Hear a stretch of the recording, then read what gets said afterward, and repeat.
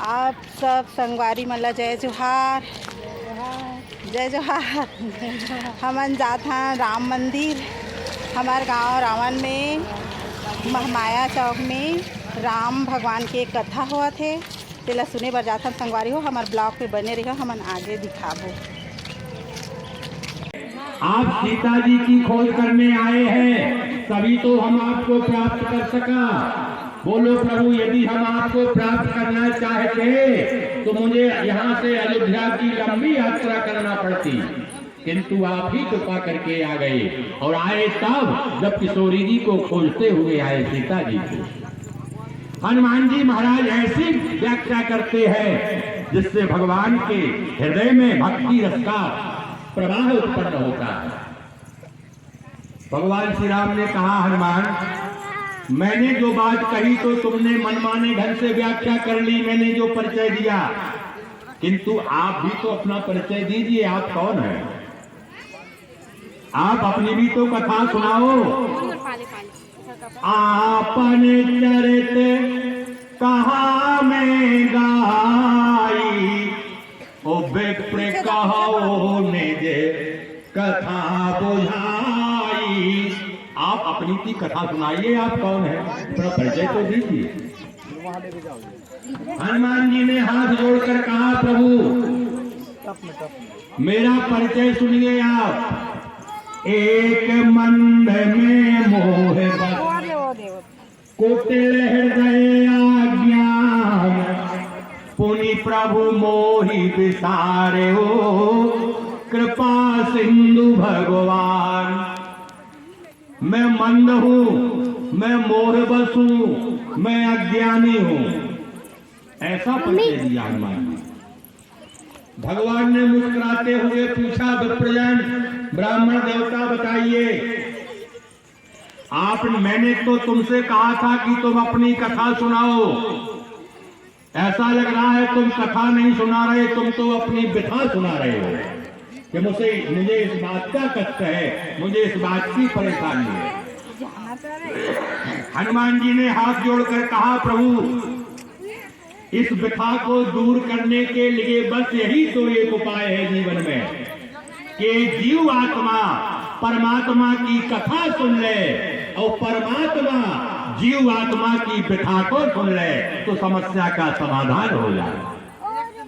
और हनुमान जी महाराज जैसी कथा कहते हैं वह तो विलक्षण ही होती है। भगवान श्री राम का यश, भगवान श्री राम पता का है।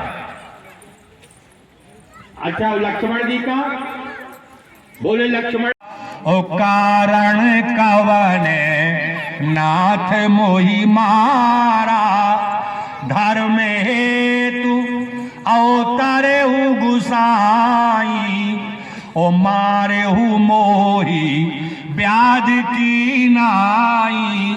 महाराज आपने मुझे क्यों मारा? पहले तो यह बताइए कि मुझसे बुराई क्या थी आपकी? सुग्रीव आपको प्रिय क्यों था? भगवान ने कहा, यदि तुम ये पूछ रहे हो कि तुमने मुझे क्यों मारा, आप बड़े वेदांत की बात करते हो। आप कह रहे हो समदर्शी रघुनाथ, आपने तारा से कहा था ना कि भगवान तो समदर्शी है।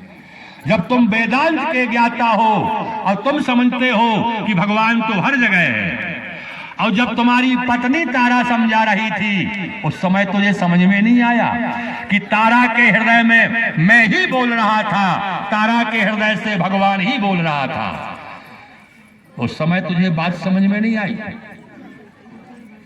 और जानते हो तुमने कितना बड़ा पाप किया। अनुज बधू भगनी सुत नारी, सुन सठ ये कन्या समचारी, इनहि कुदृष्टि बिलो कहीं जोई, तो ताही बधे कछु पाप न होई। अरे दुष्ट, देखो यहाँ पर चार चीजें गिनाई गई। अनुज बधू, अनुज माने अपने छोटे भाई की बहू, गिनते जाना। अनुज बधू भगनी सुतनारी, भगनी माने बहन, और सुतनारी अपने पुत्र की बहू और कन्या, ये 4 बराबरी की होती है। जो इनके ऊपर कुदृष्टि उठाकर देखता है तो भगवान ने कहा बाली उसको मृत्यु दंड ही मिलना चाहिए, तुमने अधर्म किया। और भगवान ने एक शब्द और कहा बाली को, आश्चर्य लगता है। कहा ये कौन जा रहा है? गोस्वामी जी से कहा जब लड़ने के लिए चला वाली तो इसका परिचय तो दीजिए। तो गोस्वामी जी ने बहुत अच्छी बात लिखी, बोले आस का ही चाला महाअभिमानी। अभिमानी नहीं, तू तो महाअभिमानी है। बाली ने पूछा प्रभु कैसे? बोले तू नहीं जानता,